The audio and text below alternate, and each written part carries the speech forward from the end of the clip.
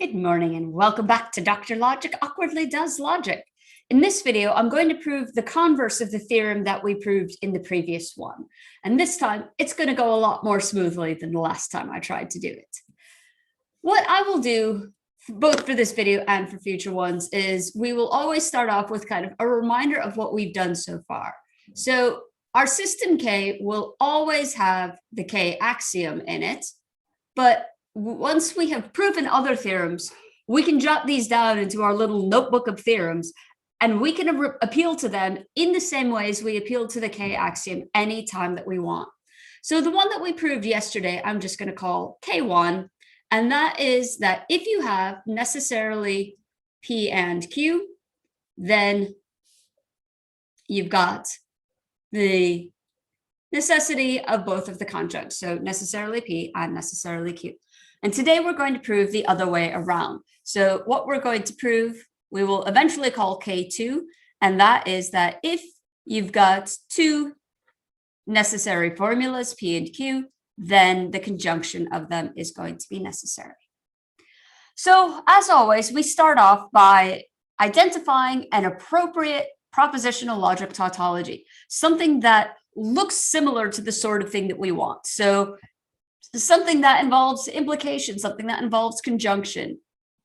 In this case, we're going to go with the tautology that if P is true, then if Q is true, then the conjunction of the two is true. Once we have our tautology, we can turn it into a modal formula through the rule of necessitation, sticking a box on the front. Now, I'm going to just write down the K axiom. As I said, eventually we will reach a point where we don't write down the axioms explicitly. We just take it for granted that we know what they are. But in the beginning, while we're still working on proofs, let's just kind of remind ourselves at every step what we are doing, what we have, what's available to us. So we have the K axiom. Now, what you can see is that we have an antecedent, which is a conditional with a box on the front of it. And what we have at line 2 is a conditional with a box on the front of it. So we can then turn K into something that we can use with line 2 through uniform substitution. So I will write my substitution instance over here and then show exactly what it is. I'm going to keep P fixed, but every place that I have Q, I'm going to replace it with Q implies P and Q. So this is going to be uniform substitution on line 3, and there is our substitution instance. So this gets us necessarily, okay, P stays the same, but then we have if Q, then P and Q. This implies that necessarily P implies necessarily if Q, then P and Q. And now, between lines 2 and 4, we have a conditional and we have its antecedent. So modus ponens allows us to get the consequent, that necessarily P implies if necessarily Q, necessarily if Q, then P and Q. So modus ponens 2 and 4. But now, we can do another substitution instance on line 3 in order to look at this consequent right here, because it itself is a conditional which has a box on the front of it. So our substitution instance here, again, on line 3, what I'm going to do is every place that I have P, I'm going to put down Q, and every place that I have Q, I'm going to put down P and Q. So this gets us, if we have necessary Q, then wrong parenthesis. No, that was a correct parenthesis. If we have necessarily Q implies P and Q, then necessarily Q implies necessarily P and Q. So now again, we don't have quite a conditional and its antecedent. What we have is a conditional and the antecedent of line 6 is the consequent of line 5. So this means that we have a relationship between 5 and 6 that we can exploit using propositional reasoning. So one thing that we know is that if we have necessary P, then necessary Q implies P and Q, and necessary Q implies P and Q implies necessary Q implies necessary P and Q. We can string these together through the transitivity of the conditional. So just to write that down, this says that if P implies Q and Q implies, then if Q implies R, P implies R. So this is a propositional logic tautology. And now I'm going to take another substitution instance of it, where for P, I'm going to keep P the same. Q, I'm going to replace with Q implies P and Q. And R, I'm going to replace with necessary Q implies necessary P and Q. And in fact, I was wrong. I am going to do substitution instance on P. I'm going to replace it with necessarily P. So this is going to be on line 7. So everywhere I have P, I want necessarily P. So this says if necessarily P, then, Q needs to be this with a box on the front.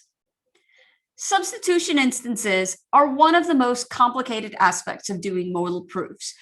First of all, you need to be able to identify what the right instance is, and that can be very difficult when you are starting off. Second of all, you need to make sure that you're actually writing it down properly so that you're not adding boxes or removing boxes or many different pitfalls. So what you can see is it's clear what I need to do, but actually writing everything down properly is not necessarily always straightforward. So let's see, we don't want that parenthesis. There. This is our P implies Q. And then we have, I'm just going to have to move down onto this row so that we've got a bit more space. And then we want our Q implies R is that necessary Q implies P and Q implies necessary Q implies necessary P and Q. So basically our P implies Q is line 5. Our Q implies R is line 6. And then what we want is that all of this together gets us that P, namely necessary P implies necessary Q implies necessary P and Q. So that is our P implies R. And I think that's enough parentheses. So now we can just do 2 steps of modus ponens because we've got this great big conditional, but the antecedent here, because we did our substitution properly, just is line 5.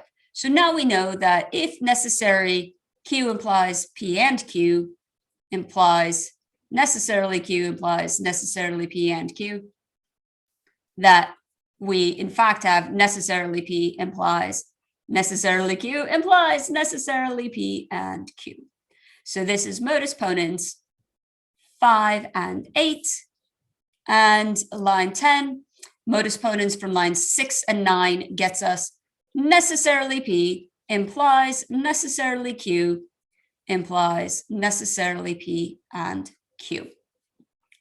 So we are very, very close.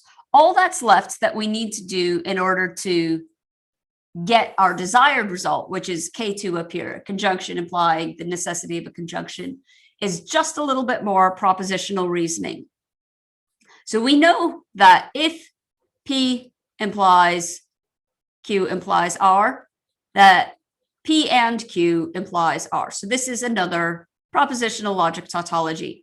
And you can see that what we're going to do at the next step is another substitution instance where our P becomes necessary P, our Q becomes necessary Q, and our R becomes necessary P and Q.